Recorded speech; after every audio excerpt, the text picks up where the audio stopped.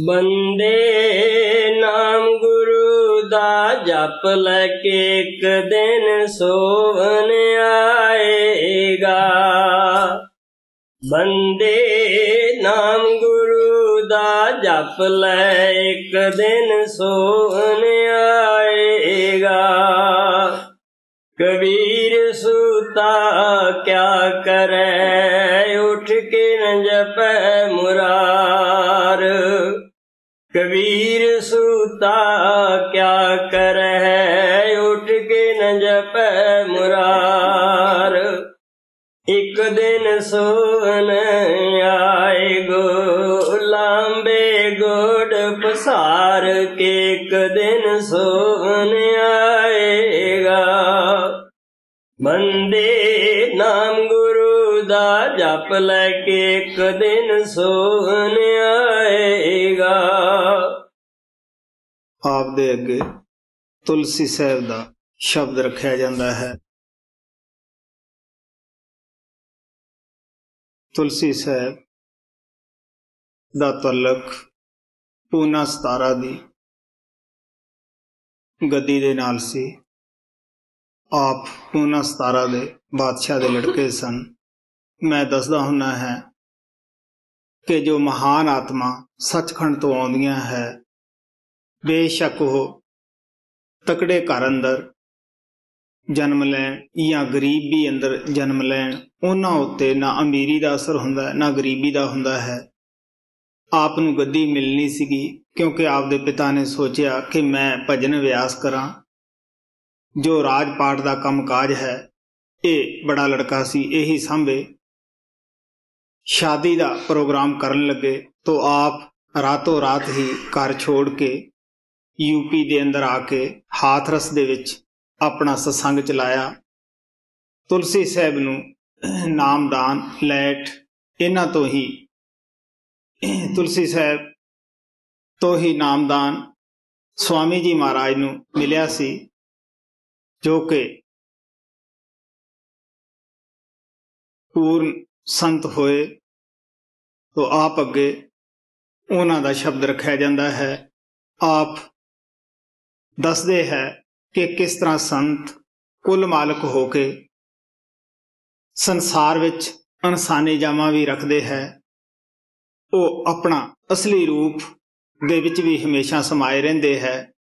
किस तरह परमात्मा ने उन्होंने विरासत दे अंदर निम्रता दिती हुंदी है। आप सारी जिंदगी बाल ब्रह्मचारी रहे, शादी नहीं कराई सी। मैं आपनूं मुख्तलिफ महात्मा दी बाणी रोज सुनाउणा है। मेरा भाव तुहानूं बहुत सारे महात्मा दी बाणी सुनाउण दा यही है कि संतां दा मिशन किसी ग्रंथ किताब दे जरिए नहीं हुंदागा। उन्हां दा मिशन परमात्मा दी दया, परमात्मा दी ताकत दे नाल ही चलदा है।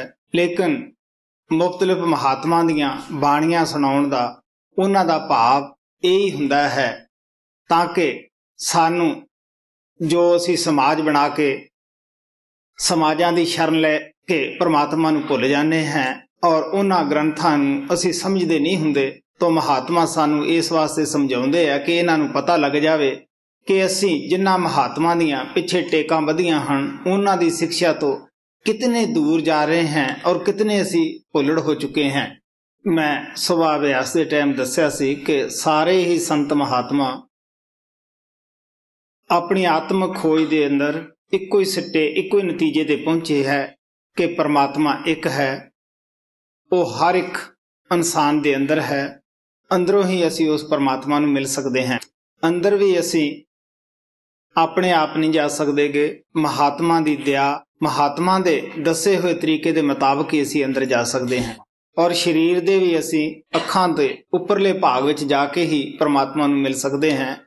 ਤੀਸਰੇ ਦਿਲ ਦੇ ਨਾਲ ਸਾਡਾ ਖਾਸ ਸੰਬੰਧ ਹੈ, ਕਿਉਂਕਿ ਸਾਡਾ ਜੋ ਰੂਹਾਨੀ ਸਫ਼ਰ ਹੈ ਇੱਥੋਂ ਹੀ ਸ਼ੁਰੂ ਹੁੰਦਾ ਹੈ। ਪਰਮਾਤਮਾ ਜਦੋਂ ਕਿਸੇ ਨੂੰ ਬਖਸ਼ਣਾ ਚਾਹੁੰਦਾ ਹੈ, ਸੰਤਾਂ ਮਹਾਤਮਾ ਦੀ ਸੰਗਤ ਔਰ ਸੋਭਤ ਦੇ ਵਿੱਚ ਲਿਆਉਂਦਾ ਹੈ। ਸੰਤ ਮਹਾਤਮਾ ਸਾਨੂੰ ਅੰਦਰ ਜਾਣ ਦੀ ਯੁਕਤੀ ਦੱਸਦੇ ਹੈ। ਜਦ ਅਸੀਂ ਸ਼ਬਦ ਨਾਮ ਦੇ ਅਭਿਆਸ ਕਰਦੇ ਹਾਂ ਤਾਂ ਸੰਤ ਮਹਾਤਮਾ ਸਾਨੂੰ ਨਾਮ ਦੇ ਵਿੱਚ ਰਲਾ ਕੇ ਆਪਣੇ ਦੇਸ਼ ਸੱਚਖੰਡ ਵਿੱਚ ਲੈ ਜਾਂਦੇ ਹੈ। ਸੰਤ ਮਹਾਤਮਾ ਨਾ ਤਾਂ ਕਿਸੇ ਦੀ ਪਹਿਲੀ ਬਣੀ ਸਮਾਜ ਤੋੜਦੇ ਹੈ, ਨਾ ਕੋਈ ਨਵੀਂ ਖੜੀ ਕਰਨ ਵਾਸਤੇ ਆਉਂਦੇ ਹੈ। ਉਹਨਾਂ ਦੀ ਬੜੀ ਭਾਰੀ ਜ਼ਿੰਮੇਵਾਰੀ ਹੁੰਦੀ ਹੈ। ਪਰਮਾਤਮਾ ਨੇ ਜ਼ਿੰਮੇਵਾਰੀ ਉਹਨਾਂ ਨੂੰ ਸੌਂਪ ਕੇ ਭੇਜਿਆ ਹੁੰਦਾ ਹੈ ਕਿ ਜਾਓ ਤੁਸੀਂ ਸ਼ਬਦ ਨਾਮ ਦਾ ਭੇਦ ਬਤਾਓ, ਇਹ ਭੁੱਲੜ ਬੱਚਿਆਂ ਨੂੰ ਮੇਰਾ ਪਤਾ ਦਿਓ ਕਿ ਮੈਂ ਉਹਨਾਂ ਦੇ ਅੰਦਰ ਬੈਠਾ ਹਾਂ। ਹਾਂ ਚੌਪਈ। ਪ੍ਰਥਮ ਬੰਦੋ ਸਤਿਗੁਰ ਸੁਆਮੀ, ਤੁਲਸੀ ਚਰਨ ਸ਼ਰਨ ਰਤਿ ਮਾਨੀ। ਪ੍ਰਥਮ ਬੰਦੋ ਸਤਿਗੁਰ ਸੁਆਮੀ, ਤੁਲਸੀ ਚਰਨ ਸ਼ਰਨ ਰਤ ਮਾਨੀ। ਆਪ ਕਹਿੰਦੇ ਆ, ਸਭ ਤੋਂ ਪਹਿਲਾਂ ਮੈਂ ਆਪਣੇ ਸਤਿਗੁਰਾਂ ਨੂੰ ਡੰਡੌਤ ਬੰਦਨਾ ਕਰਦਾ ਹਾਂ, ਜਿਨ੍ਹਾਂ ਨੇ ਮੈਨੂੰ ਅੰਦਰ ਜਾਣ ਦੀ ਯੁਕਤੀ ਬਖਸ਼ੀ ਔਰ ਆਪਣੇ ਘਰ ਦਾ ਭੇਦ ਬਖਸ਼ਿਆ। ਹਾਂ। ਪ੍ਰਥਮ ਬੰਦੋ ਸਤਿਗੁਰ ਸੁਆਮੀ, ਤੁਲਸੀ ਚਰਨ ਸ਼ਰਨ ਰਤਿ ਮਾਨੀ। ਪੁਨਵੰਦੋ ਸੰਤਨ ਸਰਨਾਈ, ਜਿਨ ਪੁਨ ਸੁਰਤ ਨਿਰਤ ਦਰਸਾਈ। ਹੁਣ ਆਦਿ ਹੈ ਕਿ ਮੈਂ ਗੁਰੂਆਂ ਨੂੰ ਸੰਤਾਂ ਨੂੰ ਬੰਦਨਾ ਕਰਦਾ ਹਾਂ, ਜਿਨ੍ਹਾਂ ਨੇ ਮੈਨੂੰ ਸੁਰਤ ਔਰ ਨਿਰਤ ਬਖਸ਼ੀ ਹੈ। ਸੁਰਤ ਉਹ ਸ਼ਕਤੀ ਨੂੰ ਕਹਿੰਦੇ ਹੈ ਸੁਣਨ ਵਾਲੀ ਨੂੰ, ਨਿਰਤ ਦੇਖਣ ਵਾਲੀ ਤਾਕਤ ਨੂੰ ਕਹਿੰਦੇ ਹੈ। ਸੰਤਾਂ ਦੀ ਦਇਆ ਦੇ ਨਾਲ ਮੇਰੇ ਅੰਦਰ ਇਹ ਦੋਨੇ ਹੀ ਸ਼ਕਤੀਆਂ ਜਾਗ ਪਈਆਂ। ਪੁਨਵੰਦੋ ਸੰਤਨ ਸਰਨਾਈ, ਜਿਨ ਪੁਨ ਸੁਰਤ ਨਿਰਤ ਦਰਸਾਈ। ਚਰਨ ਸ਼ਰਨ ਸੰਤਨ ਬਲਿਹਾਰੀ, ਸੂਰਤ ਦੀਨੀ ਲਖਨ ਸਿਹਾਰੀ। ਹੁਣ ਆਪ ਕਹਿੰਦੇ ਹੈ ਕਿ ਮੈਂ ਸਤਿਗੁਰਾਂ ਦੇ ਚਰਨਾਂ ਦੇ ਉੱਤੇ ਆਪਣਾ ਸਿਰ ਨਵਾਉਣਾ ਹੈ। ਉਹਨਾਂ ਨੇ ਮੇਰੀ ਸੁਰਤ ਨੂੰ ਆਪਣੇ ਚਰਨਾਂ ਵਿੱਚ ਲਾਇਆ, ਮੇਰੀ ਸੁਰਤ ਨੂੰ ਸੱਚਖੰਡ ਦੇ ਵਿੱਚ ਪਹੁੰਚਾਇਆ। ਚਰਨ ਸ਼ਰਨ ਸੰਤਨ ਬਲਿਹਾਰੀ,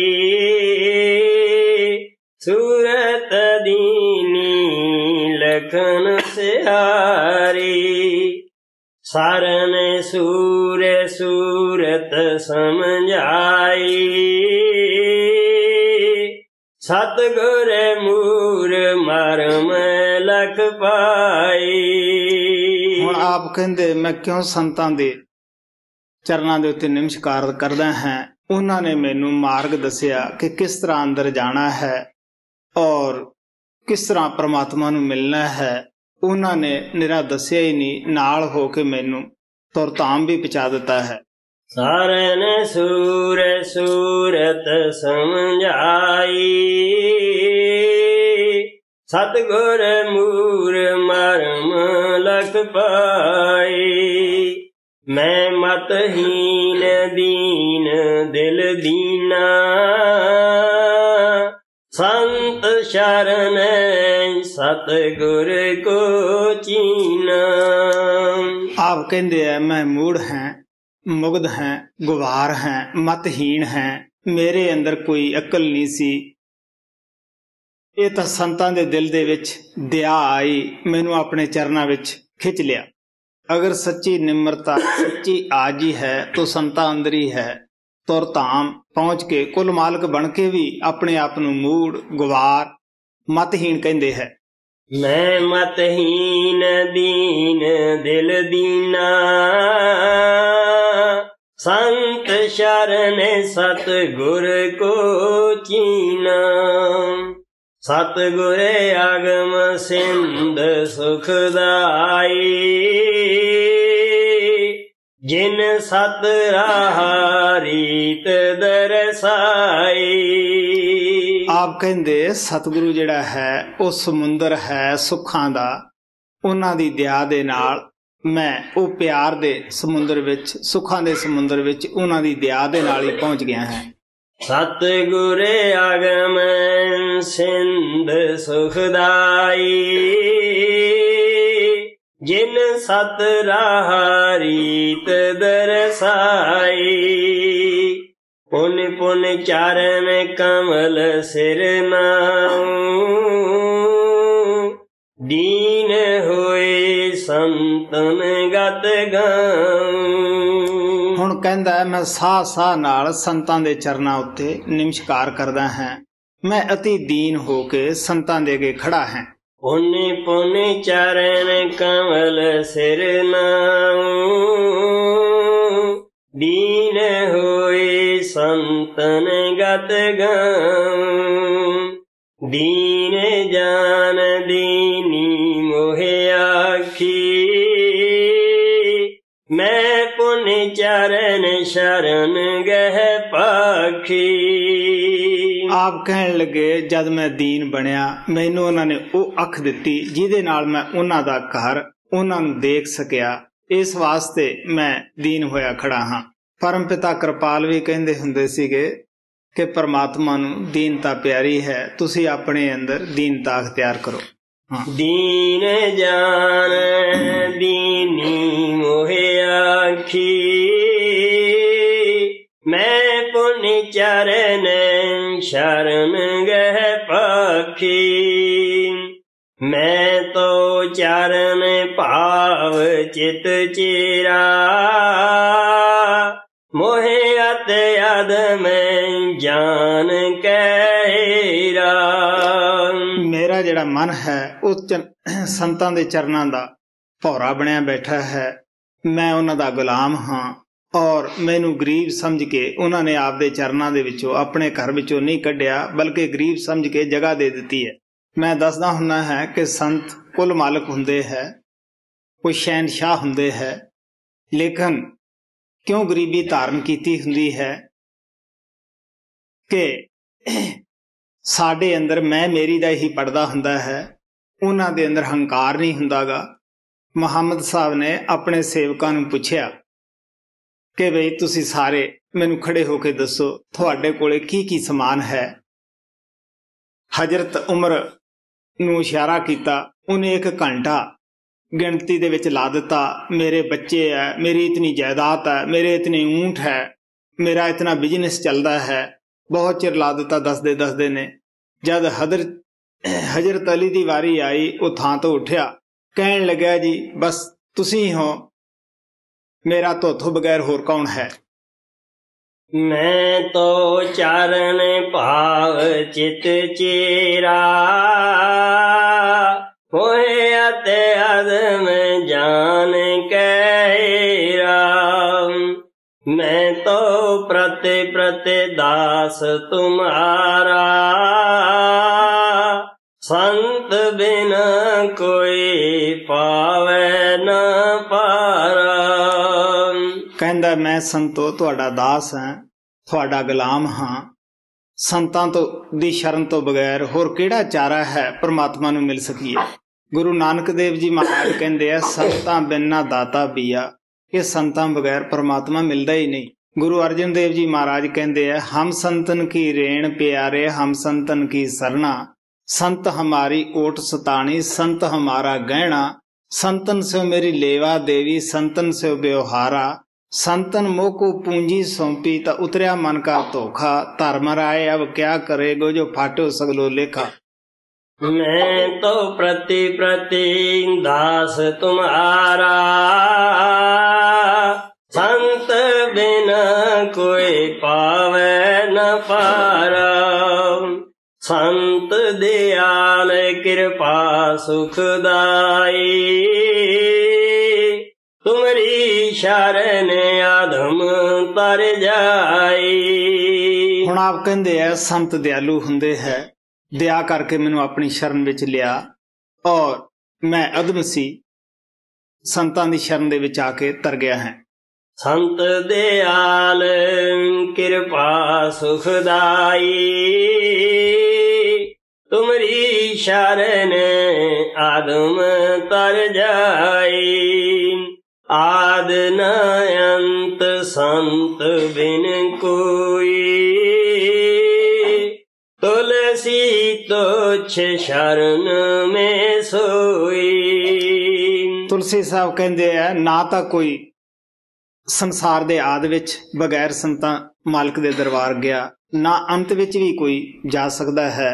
ਅਗਰ ਕੋਈ ਪਰਮਾਤਮਾ ਦੇ ਦਰਬਾਰ ਗਿਆ ਤਾਂ ਸੰਤਾਂ ਦੇ ਜ਼ਰੀਏ ਹੀ ਗਿਆ ਹੈ। ਪਰਮਾਤਮਾ ਨੇ ਇਹ ਸੰਤਾਂ ਨੂੰ ਮਾਨ ਬਖਸ਼ਿਆ ਹੈ ਕਿ ਤੁਸੀਂ ਜਿੰਨਿਆਂ ਨੂੰ ਵੀ ਚਾਹੋ, ਪੁੰਨੀਆਂ ਨੂੰ ਲਿਆਓ, ਪਾਪੀਆਂ ਨੂੰ ਲਿਆਓ, ਜਿਹਨੂੰ ਮਰਜ਼ੀ ਤੁਸੀਂ ਲਿਆਓ, ਮੈਂ ਜਵਾਬ ਨਹੀਂ ਦਿੰਦਾਗਾ। ਆਦ ਨ ਅੰਤ ਸੰਤ ਬਿਨ ਕੋਈ,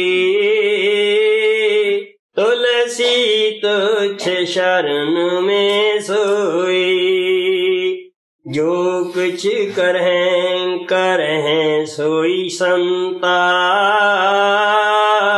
ਸੰਤ ਬਿਨਾ ਨੇ ਪਾਵੈ ਪੰਥਾ। ਆਪ ਕਹਿਣ ਲਗੇ ਪਰਮਾਤਮਾ ਦੇ कारकुन है तो संत ही है। संत परमात्मा दे घरों बैसराय की तरह इस मुल्क दे अंदर आउंदे है। कहंदे संतां बगैर रास्ता ही नहीं मिलदागा। पलटू साहब भी कहंदे है राम के घर में कम सब संतां कर दे, 33 करोड़ देवते संत से सभी ही डरते। जद मैं 77 आरवी दे विच सी उस वक्त बई ये हाल सीगा, जिन्हां लोकां नूं कोई ओपरी छाया हुंदी सी या भटकियां होईयां आत्मा तंग करदियां सन, मैनूं कहण दी लोड़ नहीं हुंदी सीगी। साडे जीव दे अंदर 77 आरवी दे विच वड़न सारी वो भटकियां आत्मा कह दिंदियां कि मैं अगे नहीं जाना, सानूं कोई जरूरत नहीं गी, चीकां मारदियां और उस तो बाद उन्हां नूं कुछ भी उन्होंने नहीं कहना।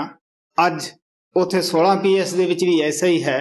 बहुत सारिया पंजाब चो ऐसिया आत्मा चलिया जांदियां हन जिन्हां नूं कोई भटकियां आत्मा तंग करदियां हन।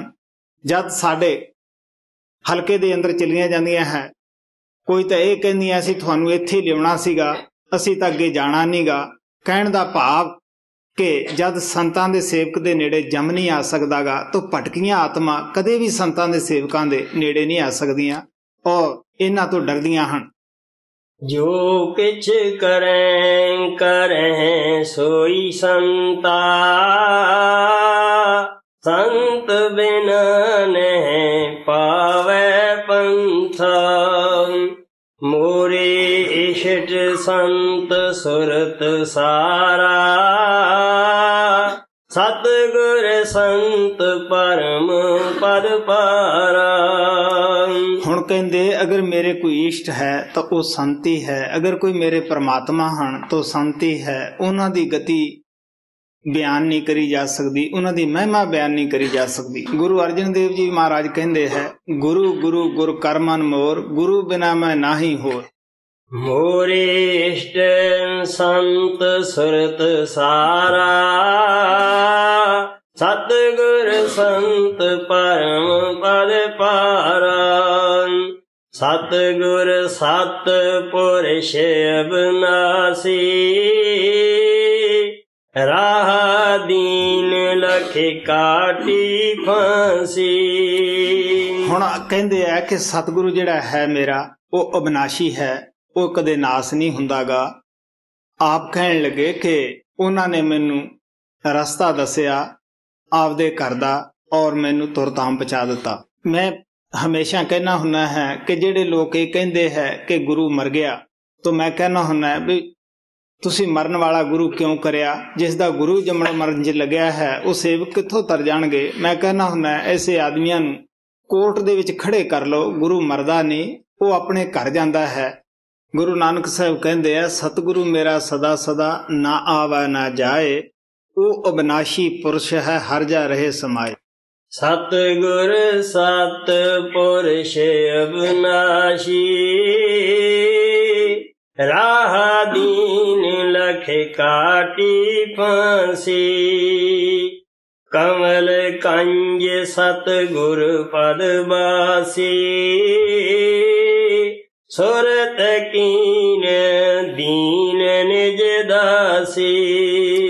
ਹੁਣ ਆਪ ਕਹਿੰਦੇ ਐ ਸਤਿਗੁਰੂ ਦਾ ਦੇਹ 'ਚ ਵੀ ਬੈਠਾ ਹੈ, ਅੰਦਰਲੇ ਕਮਲਾਂ ਉੱਪਰ ਵੀ ਉਹਨਾਂ ਦਾ ਵਾਸਾ ਹੈ। ਸਾਡੀ ਦੇਹ ਦੇ ਅੰਦਰ 12 ਕਮਲ ਹੈ, 12ਵਾਂ ਕਮਲ ਸੱਚਖੰਡ ਹੈ। ਕਹਿਣ ਲੱਗੇ ਸਤਿਗੁਰੂ ਦਾ ਵਾਸਾ ਅਸਲੀ ਅੰਦਰਲੇ ਕਮਲ ਵਿੱਚ ਵੀ ਹੈ। ਕਮਲ ਕੰਜ ਸਤਿਗੁਰ ਪਦ ਬਾਸੀ। ਸੁਰਤ ਕੀਨ ਦੀਨ ਨਿਜ ਦਾਸੀ। ਸੁਰਤ ਨਿਰਤ ਆਦ ਅਪਨਾਈ। ਸਤਿਗੁਰ ਚਰਨ ਸ਼ਰਨ ਲੋ ਲਾਈ। ਹੁਣ ਕਹਿਣ ਲੱਗੇ ਕਿ ਮੇਰੀ ਸੁਰਤ ਅੰਦਰਲੀ ਜਾਗ ਪਈ ਹੈ, ਨਿਰਤ ਵੀ ਅੰਦਰਲੀ ਖੁੱਲ ਗਈ ਹੈ। ਹੁਣ ਜਿਹੜੀ ਮੇਰੀ ਲਿਵ ਹੈ ਉਹ ਸੰਤਾਂ ਦੇ ਚਰਨਾਂ ਦੇ ਨਾਲ ਲੱਗ ਗਈ ਹੈ। ਮੈਂ ਸੰਤਾਂ ਦਾ ਅੰਦਰਲਾ ਜੋ ਨੂਰੀ ਸਰੂਪ ਸੀ ਉਸ ਨੂੰ ਦੇਖ ਲਿਆ ਹੈ। ਉਸ ਦੇ ਭੌਰੇ ਦੀ ਤਰ੍ਹਾਂ ਮੈਂ ਆਸ਼ਕ ਹੋਇਆ ਬੈਠਾ ਹਾਂ। ਜਿੰਨਾ ਚਿਰ ਸਾਡੀ ਅੰਦਰਲੀ ਅੱਖ ਨਹੀਂ ਖੁੱਲਦੀ ਗੀ ਉਹਨਾਂ ਚਿਰ ਅਸੀਂ ਗੁਰੂ ਨੂੰ ਉੱਪਰੋਂ ਤਾਂ ਗਾਉਂਦੇ ਹਾਂ, ਲੇਕਿਨ ਅੰਦਰੋਂ ਨਹੀਂ ਗਾਉਂਦੇਗੇ। ਉੱਪਰੋਂ ਪਿਆਰ ਕਰਦੇ ਹਾਂ, ਅੰਦਰੋਂ ਨਹੀਂ ਕਰਦੇਗੇ। ਸੁਰਤ ਨਿਰਤ ਆਦ ਅਪਨਾਈ। ਸਤਿਗੁਰ ਚਰਨ ਸ਼ਰਨ ਲੋ ਲਾਈ। ਬਾਰ ਬਾਰ ਸਤਿਗੁਰ ਬਲਿਹਾਰੀ। ਤੁਲਸੀ ਆਦਮ ਅਗ ਨਾਹੀਂ ਵਿਚਾਰੀ। ਹੁਣ ਆਪ ਕਹਿੰਦੇ ਐ ਕਿ ਮੈਂ ਵਾਰ-ਵਾਰ ਸੰਤਾਂ ਦੇ ਚਰਨਾਂ ਤੋਂ ਕੁਰਬਾਨ ਜਾਣਾ ਹੈ। ਮੈਂ ਸੁਪਨੇ 'ਚ ਵੀ ਵਿਸਰਦਾ ਨੀਗਾ। ਮੇਰੀ ਜਾਗਦੇ ਦੀ ਸੁੱਤੇ ਦੀ ਹਮੇਸ਼ਾ ਹੀ ਜਿਹੜੀ ਲੋ ਹੈ ਉਹ ਸੰਤਾਂ ਦੇ ਚਰਨਾਂ ਵਿੱਚ ਲੱਗੀ ਹੋਈ ਹੈ। ਬਾਰ ਬਾਰ ਸਤਿਗੁਰ ਬਲਿਹਾਰੀ।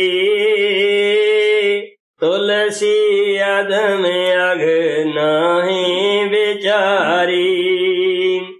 ਬੰਦੋਂ ਸਭ ਚਾਰੇ ਅਚਰ ਸਮਾਨ। ਜਾਨੋ ਤੁਲਸੀ ਦਾਸ ਨਿਦਾਨ। ਮੈਂ ਕਿੰਕਰ ਪਰ ਦਇਆ ਵਿਚਾਰਾ। ਅਨਹਤ ਪ੍ਰਿਯ ਕਰੋ ਹਿਤ ਸਾਰਾ। ਹੁਣ ਆਪ ਕਹਿੰਦੇ ਆ ਮੈਂ ਤਾਂ ਕਿੰਕਰ ਸੀ, ਪੈਰਾਂ ਦੇ ਖਾਕ ਵਰਗਾ ਵੀ ਨਹੀਂ ਸੀਗਾ, ਪਰ ਮੇਰੇ ਤੇ ਬੜੀ ਦਇਆ ਕੀਤੀ, ਮੈਨੂੰ ਆਪਣੇ ਚਰਨਾਂ ਵਿੱਚ ਜਗ੍ਹਾ ਦਿੱਤੀ ਹੈ। ਕਹਿਣ ਲੱਗੇ ਮੈਨੂੰ ਬਖਸ਼ਣ ਲੱਗਿਆ ਨੇ ਉਹਨੇ ਮੇਰੇ ਪਾਪ ਹੀ ਨਹੀਂ ਦੇਖੇਗੇ ਕਿ ਇਹ ਕਿਤਨਾ ਪਾਪੀ ਹੈ। ਬਸ ਆਇਆ ਔਰ ਆਪਣਾ ਨਾਮ ਬਖਸ਼ ਦਿੱਤਾ। ਗੁਰੂ ਨਾਨਕ ਸਾਹਿਬ ਵੀ ਆਪਣੇ ਗੁਰੂ ਦੀ ਤਾਰੀਫ ਕਰਦੇ ਕਹਿੰਦੇ ਹੈ ਗੁਣ ਔਗਣ ਮੇਰਾ ਕੋਈ ਨਹੀਂ ਵਿਚਾਰਿਆ, ਕੰਤ ਪਕੜਹੁ ਕੀਨੀ ਰਾਣੀ। ਕਹਿਣ ਲੱਗੇ ਕਿ ਮੈਨੂੰ ਆਪਣੀ ਛੇਜ ਤੇ ਬਿਠਾ ਲਿਆ, ਮੇਰੇ ਕੋਈ ਪਾਪ ਹੀ ਨਹੀਂ ਵਿਚਾਰੇਗੇ। ਮੈਂ ਕਿੰਕਰ ਪਰ ਦਇਆ ਵਿਚਾਰਾ। ਅਨਹਤ ਪ੍ਰਿਯ ਕਰੋ ਹਿਤ ਸਾਰਾ। ਸਭ ਕੀ ਚਰਨ ਬੰਦ ਸਿਰ ਨਾਈ। ਪ੍ਰਿਯ ਲਾਰ ਲੈ ਪ੍ਰੀਤ ਜਨਾਈ। ਹੁਣ ਆਪ ਕਹਿੰਦੇ ਮੈਂ ਸਭ ਸੰਤਾਂ ਨੂੰ ਨਮਸਕਾਰ ਕਰਦਾ ਹਾਂ ਔਰ ਬਲਿਹਾਰ ਜਾਣਾ ਹੈ ਕਿ ਜਿਹੜੇ ਆ ਕੇ ਏਡਾ ਉੱਚਾ ਦਾਨ ਦਿੰਦੇ ਹੈ ਔਰ ਕਿਸ ਤਰ੍ਹਾਂ ਜੀਵਾਂ ਨੂੰ ਕੱਢ ਕੇ ਲਿਜਾਂਦੇ ਹੈ। ਸਭ ਕੀ ਚਰਨ ਬੰਦ ਸਿਰ ਨਾਈ। ਪ੍ਰਿਯ ਲਾਰ ਲੈ ਪ੍ਰੀਤ ਜਨਾਈ। ਤੁਮ ਪ੍ਰਤਿਕੂਲ ਬੰਦ ਅਸਗਾਈ। ਬਾਰ ਬਾਰ ਚਰਨਨ ਸਿਰ ਨਾਈ। ਪੁਨ ਬੰਦੋਂ ਸਤਿਗੁਰ ਸਤ ਭਾਵਾ। ਜਿਸ ਨੇ ਬਸਤ ਗੋਚਰ ਪਾਵਾ। ਹੁਣ ਆਪ ਕਹਿੰਦੇ ਆ ਮੈਂ ਬੰਦਨਾ ਕਰਦਾ ਹਾਂ, ਡੰਡੌਤ ਕਰਦਾ ਹਾਂ, ਸਿਰ ਨਮਾਉਂਦਾ ਹਾਂ, ਕਿਉਂਕਿ ਮੈਨੂੰ ਅਗੋਚਰ ਵਸਤੂ ਦਿੱਤੀ ਹੈ। ਜਿਨ੍ਹਾਂ ਨੂੰ ਇਹ ਅੱਖਾਂ ਦੇਖ ਨਹੀਂ ਸਕਦੀਆਂ ਸੀਗੀਆਂ, ਉਹ ਮੈਨੂੰ ਦਾਤ ਦਿੱਤੀ ਜਿਸ ਨੂੰ ਚੋਰ ਚੁਰਾ ਨਹੀਂ ਸਕਦਾ, ਅੱਗ ਸਾੜ ਨਹੀਂ ਸਕਦੀ, ਪਾਣੀ ਡਬੋ ਨਹੀਂ ਸਕਦਾਗਾ। ਪੁਨ ਬੰਦੋ ਸਤਿਗੁਰ ਸਤ ਭਾਵਾ, ਜਿਸ ਨੇ ਬਸਤ ਗੋਚਰ ਪਾਵਾ। ਸਤਿਗੁਰ ਅਗਮ ਅਰੂਪ ਅਕਾਇਆ, ਜਿਨ ਕੀ ਗਤ ਮਤ ਸੰਤਨ ਪਾਇਆ।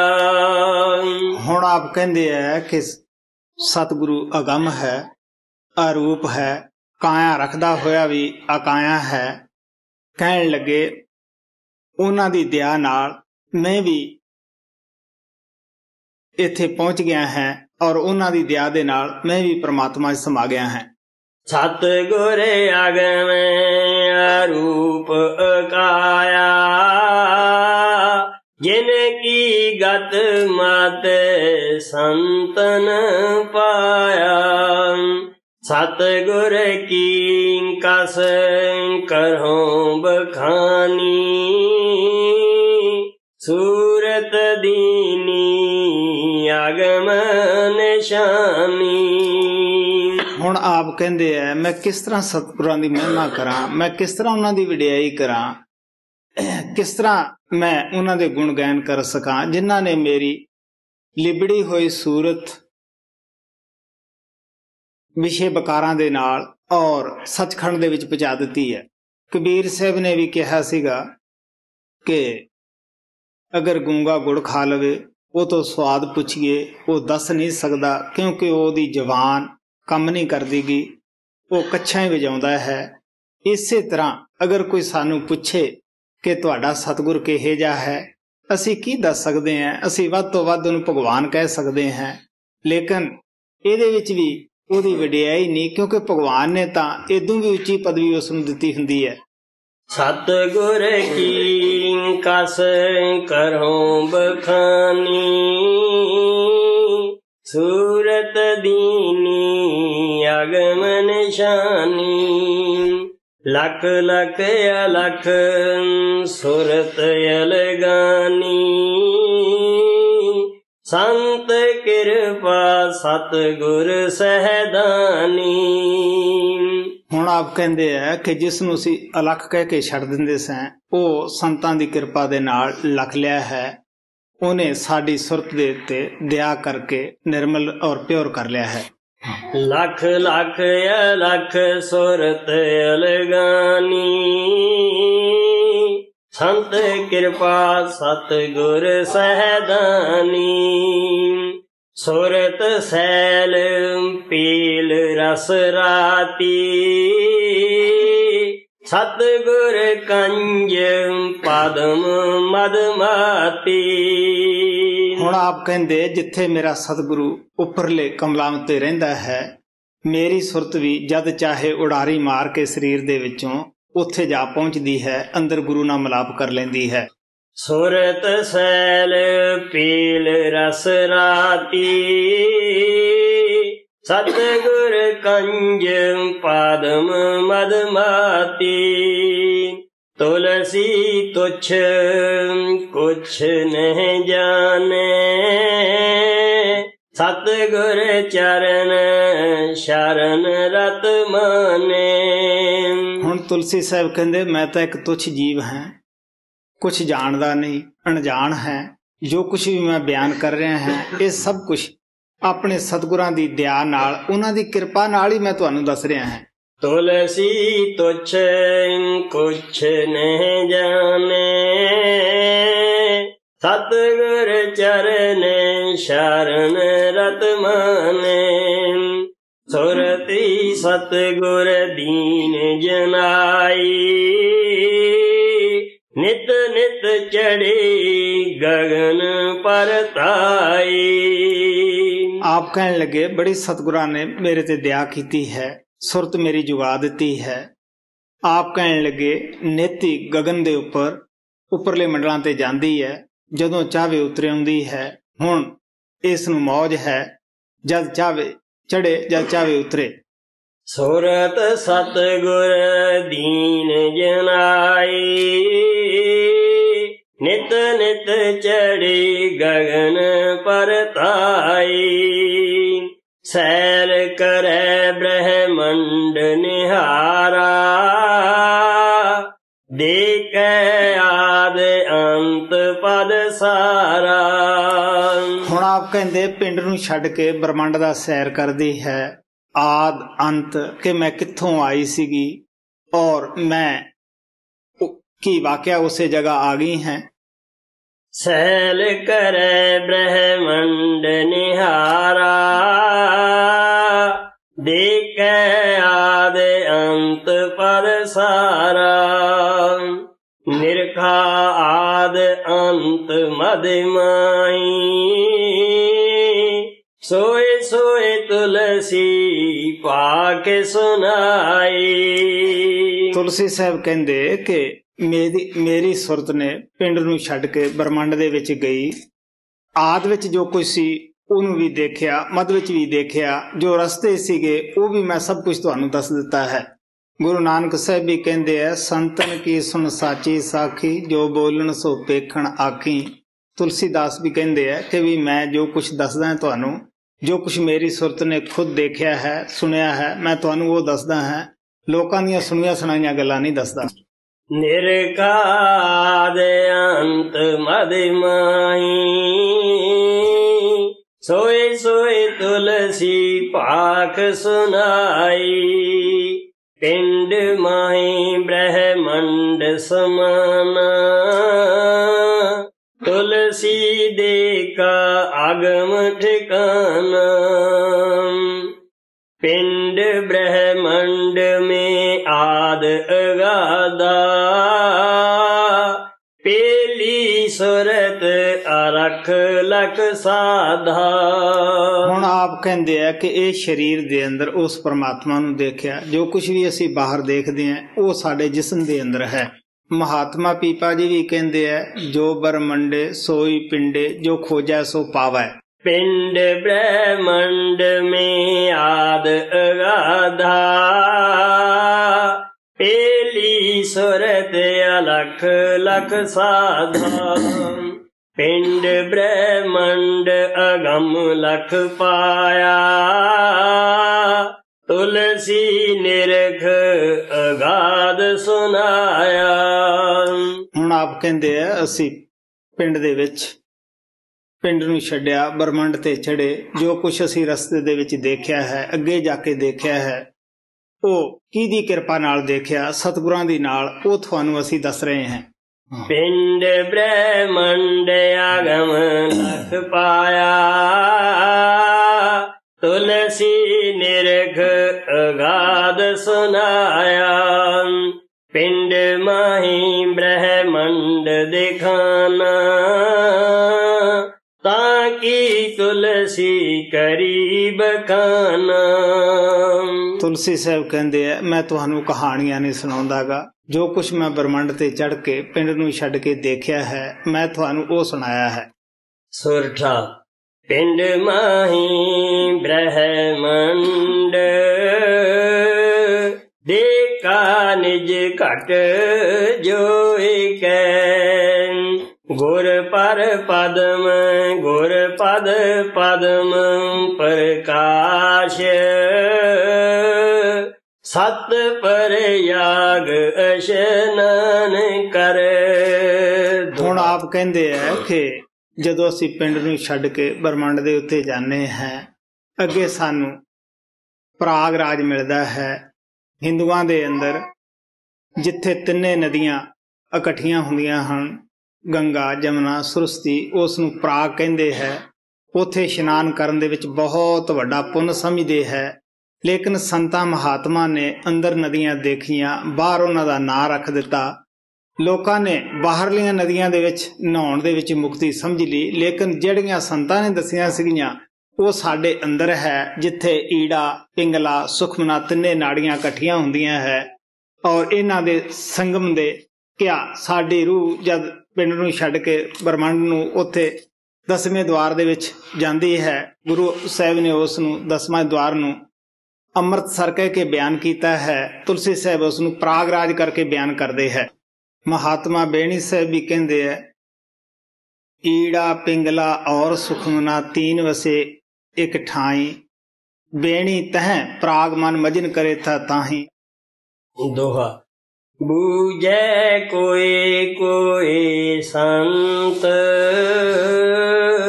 आद अंत जाने लखी, परिचय परम प्रकाश, जिन आकाश अंबर रची, परिचय परम प्रकाश, जिन आकाश अंबर रची। तुलसी साहब कहते मैं जो कुछ बयान किया है इनू उही संत समझेगा और अगवाही देवेगा भी जो कुछ तुलसी साहब कह रहे सच कह रहे हैं, जिसने आद अंत सब कुछ देख लिया है, जो परमात्मा विच समा गया है।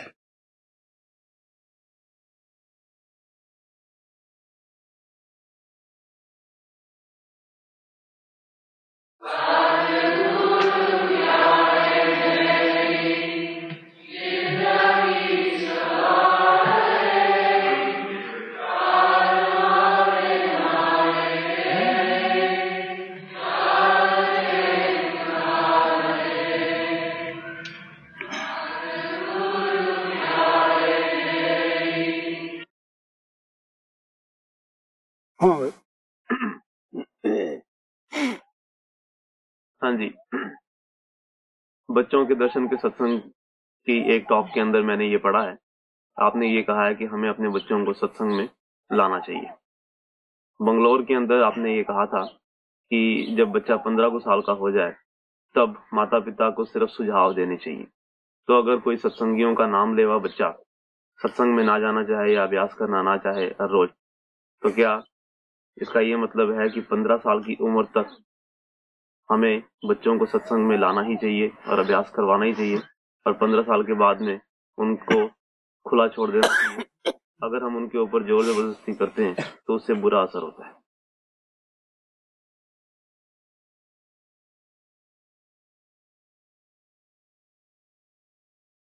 हाँ भाई, साढ़े धर्म शास्त्रां दे अंदर ऐसा ही लिखा है जो मैं आम तौर पर बताया है बच्चों बारे, क्योंकि संगत दी रंगत बड़ी अच्छी चढ़ती है। बच्चे छोटे हुंदे माता पिता नाल काफी जुड़े हुंदे है और उन्हां ते निर्भर हुंदे है।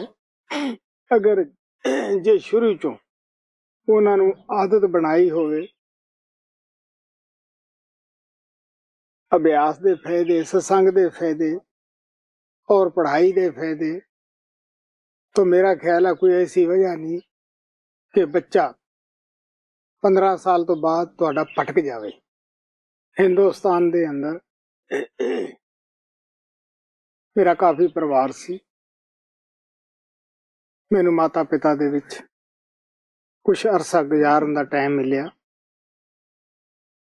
असी उन्हां नूं कदे नहीं देखिया सीगा कि वो कोई बुरी हरकत करदे होण। उन्हां ने सानू मौका नहीं दिता। साडे अगे एक उदाहरण बन के पेश आए कि मियाँ बीबी का जो रिश्ता हुंदा है वो प्यार दा हुंदा है, प्रेम दा हुंदा है, एक दूसरे की आलोचना करन दा जां झगड़ा करन दा नहीं हुंदा। माता पिता दियां अच्छियां हरकतां दा बच्चे उत्ते बहुत अच्छा असर पैंदा है। अनेकां उदाहरणां सानू इतिहासां विचों भी मिल जांदियां है। खुद साडे अखीं देखे भी ऐसे वाक़े हुंदे है कि माता पिता ने बहुत आपदे बच्चों नूं अच्छे बनाया है, जिन्हां माता पिता ने आपदे बच्चों के सामने कोई बुरियां हरकतां नहीं कीतियां, एक उदाहरण बन के नमूना बन के आपदे बच्चों दे पेश आई। कसरे ही हुंदी है कि माता पिता का कोई परहेज नहीं हुंदागा, बच्चों के सामने बुरी उदाहरण बन के पेश आउंदे है, उन्हां दे सामने ही बुरियां हरकतां करन लग जांदे है, एक दूजे का विरोध करन लग जांदे है, झगड़ा करन लग जांदे है, जिस नाल बच्चा बाज दफा उन्हां तो तंग भी आ जाता है। ये भी शिकायत करता है कि जब माता पिता एडे सियाणे इन्ने साल ਸਤਸੰਗ ਜਾਂਦੇ ਰਹੇ ਹੈ, ਇਹ ਨਹੀਂ ਸੁਧਰੇ, ਸਾਡਾ ਕੀ ਹੋਏਗਾ। ਉਸ ਸੰਗਤ ਤੇ ਉਪਾਅ ਲੈ ਆਉਂਦਾ ਹੈ। ਕਈ ਦਫਾ ਮੈਨੂੰ ਇੰਟਰਵਿਊ ਦੇ ਵਿੱਚ ਬੱਚੇ ਮਿਲ ਕੇ ਵੀ ਕਹਿੰਦੇ ਹੈ ਕਿ ਜਦ ਸਾਡੇ ਮਾਤਾ ਪਿਤਾ ਦੀ ਇਹ ਹਾਲਤ ਹੈ, ਅਸੀਂ ਕੀ ਆਸ ਲਾਈ ਬੈਠੇ ਹਾਂ। ਮੈਂ ਮਹਾਰਾਜ ਸਾਵਣ ਸਿੰਘ ਦੇ ਜੋ ਆਮ ਤੌਰ ਤੇ ਸਤਸੰਗਾਂ ਅੰਦਰ ਕਹਾਣੀਆਂ ਸੁਣਾਉਂਦੇ ਹੁੰਦੇ ਹੈ, ਉਹਦੇ ਵਿੱਚ ਉਹਨਾਂ ਨੇ ਆਪਦੇ ਬੱਚਿਆਂ ਦੀ ਵੀ ਦੱਸੀ ਸੀ ਕਿ ਕਿਸ ਤਰ੍ਹਾਂ ਨੌਕਰੀ ਦੇ ਦੌਰਾਨ ਜੋ ਉਹਨਾਂ ਦੇ ਮਕਾਨ ਦੇ ਨੀਚੇ ਰਹਿ ਰਹੇ ਸੀਗੇ, ਉਹਨਾਂ ਦੇ ਬੱਚਿਆਂ ਨੂੰ ਮੀਟ ਸ਼ਰਾਬ ਨੂੰ ਪ੍ਰੇਰ ਰਹੇ, ਵੱਧ ਤੋਂ ਵੱਧ ਉਹਨਾਂ ਨੂੰ ਪ੍ਰੇਰਿਆ, ਲੇਕਿਨ ਉਹਨਾਂ ਦੇ ਬੱਚੇ ਇਸ ਵਾਸਤੇ ਰਾਜੀ ਨਹੀਂ ਹੋ ਸਕੇ ਕਿਉਂਕਿ ਮਾਤਾ ਪਿਤਾ ਦਾ ਬੜਾ ਅਸਰ ਸੀਗਾ। ਅਖੀਰ ਉਸ ਬੰਦੇ ਨੇ ਜਿਹੜਾ ਨੀਚੇ ਰਹਿ ਰਹੇ ਸੀਗੇ, ਮਹਾਰਾਜ ਕੋਲ ਕਿਹਾ ਕਿ ਪਤਾ ਨਹੀਂ ਤੁਸੀਂ ਆਪਦੇ ਬੱਚਿਆਂ ਨੂੰ ਕਿਤਨੇ ਪੱਕੇ ਕੀਤਾ ਹੋਇਆ ਹੈ, ਅਸੀਂ ਇਹਨਾਂ ਨੂੰ ਲਾਲਚ ਵੀ ਦਿੱਤਾ ਬਈ ਤੁਸੀਂ ਅਗਰ ਮੀਟ ਸ਼ਰਾਬ ਖਾਓ ਤੇ ਅਸੀਂ ਤੁਹਾਡਾ ਇਹ ਲਾਲਚ ਵੀ ਪੂਰਾ ਕਰ ਸਕਦੇ ਹਾਂ, ਲੇਕਿਨ ਬੱਚੇ ਇਸ ਪਾਸੇ ਸੁਣਨ ਵਾਸਤੇ ਵੀ ਤਿਆਰ ਨਹੀਂ ਹੋਏ। ਉਹ ਵੀ ਸਤਸੰਗ ਦੇ ਵਿੱਚ ਇਹੀ ਦੱਸਦੇ ਹੁੰਦੇ ਸੀ ਕਿ ਜਦ ਬੱਚਾ ਬਰਾਬਰ ਦਾ ਹੋ ਜਾਂਦਾ ਹੈ, ਬੜਾ ਹੋ ਜਾਂਦਾ ਹੈ, ਅਗਰ ਜੇ ਉਸ ਵਕਤ ਮਾਤਾ ਪਿਤਾ ਉਸ ਉੱਪਰ ਕੋਈ ਦਬਾਅ ਪਾਉਣਗੇ ਤਾਂ ਉਹ ਹੋਰ ਭਟਕੇਗਾ, ਵਿਰੋਧ ਕਰੇਗਾ।